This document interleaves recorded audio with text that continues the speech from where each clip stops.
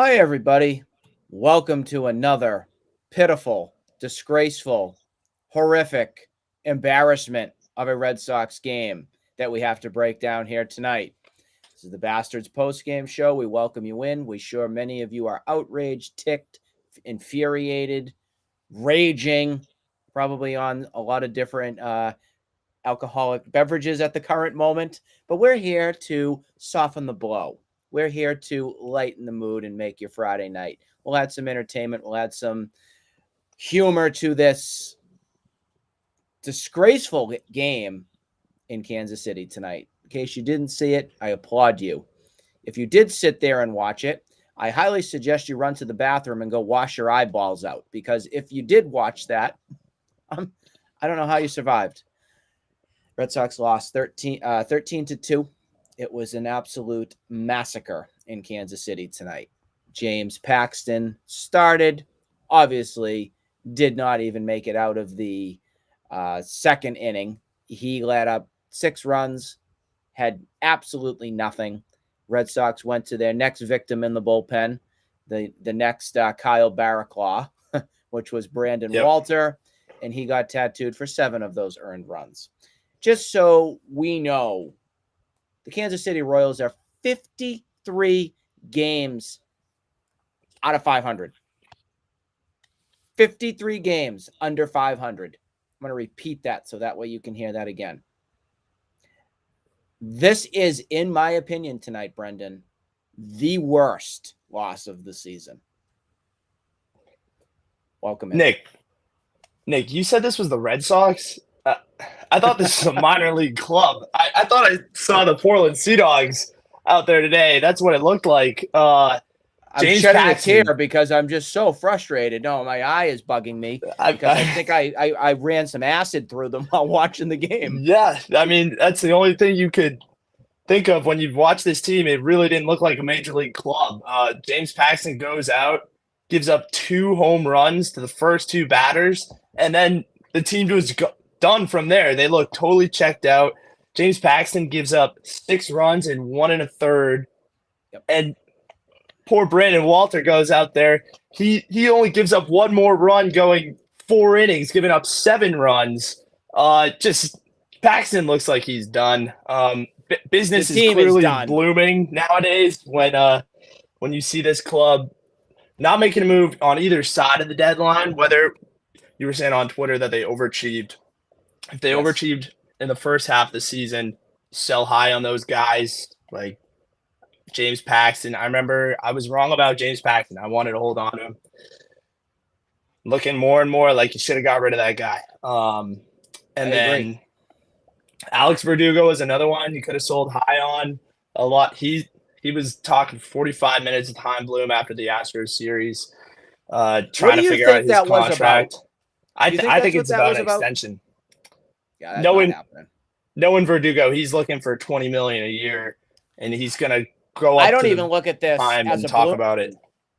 I don't know about you, but I don't even look at this as a bloom thing. Alex Verdugo is not worth $20 million a season. I'm sorry. Goodbye. No, he's not. He wasn't even an all-star this year. Put in Abreu. Put in Duran. Goodbye, Verdugo. Yeah. Goodbye. So I'm not going to shed a tear on that one. No, I won't. It's now seeing what Mookie Betts is continuing to put up there infuriates me the most, I must say. Definitely. The Red Sox severely screwed that up. Betts should have been your guy. We've said it before here. They could have had a way of having Mookie, Xander, and Devers all together, and they completely punted on it. And now this is what we get. A lovely Friday night where there's nothing really else going on, where you just want to watch some Friday night baseball after a long work week, and you get that clown show out there in Kansas City. They should be ashamed of themselves. They really should be. They should be ashamed of themselves, because that is not Red Sox baseball. At least how I grew up as a kid. Yes, I went through the early 90s and even the late 90s with dealing with some of those teams back then. But this is a stretch right now where we're in 2020, 2022, 2023. You can even go back into 14, 15, 16. I know they were in the playoffs on some of those capacities for a round, but still, these are dark days in Boston right now. not way back into like the 86-year thing. I don't want people to start saying what a spoiled brat you are because you've seen so many championships. But from the current era on what we're dealing with right now, this is not good. I do want to give you a couple stats because stats can really tell the story on everything. And I want to talk about the starting pitching for a second, Brandon. In their last 3 games, the starting pitching has gone a whopping 8.2 total innings. That's it.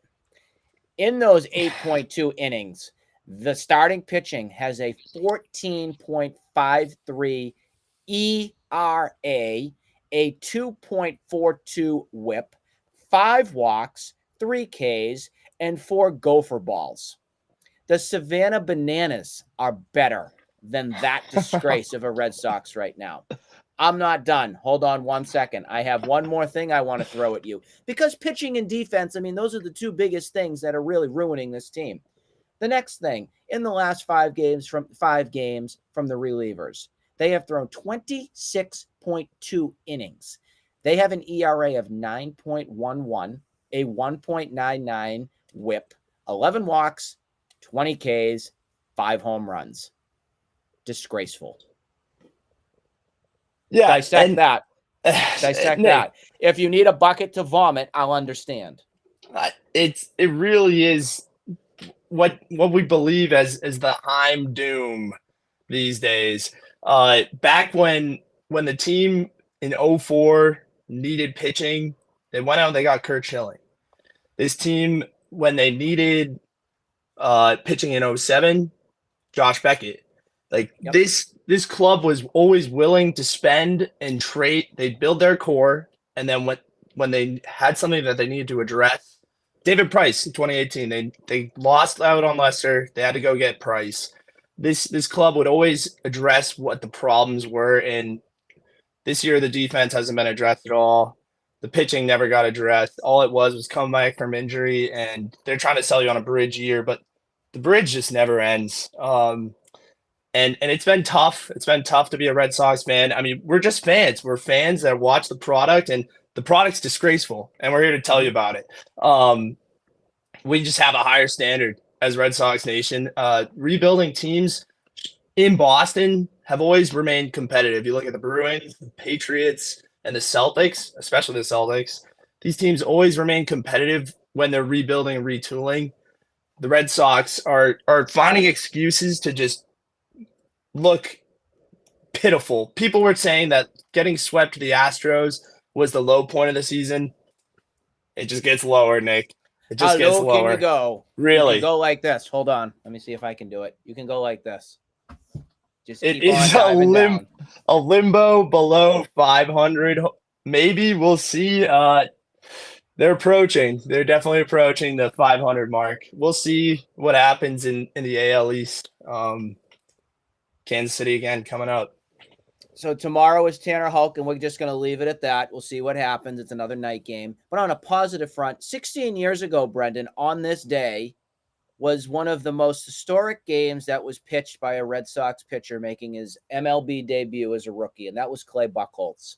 I'll never forget watching that game his senior year in high school for me when I was enjoying it with some buddies and everything, and to see history and witness that game.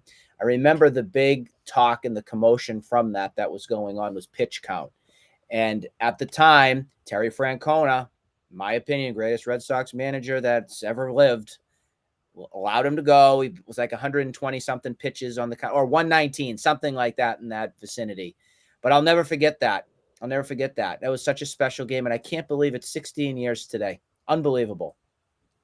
It is incredible. Clay Buchholz was my favorite player back then. His changeup would just humiliate batters, and that was the highlight. He had the best game I've ever seen out of a starting pitcher from the Red Sox. It was beautiful, and it's a good memory to cherish on such a dark day in Red Sox Nation. Last thing, Brendan, for $5, I'll be a little game show host right here. For $5, who did Clay Buchholz strike out to end the game against the Baltimore Orioles? Who did he strike out?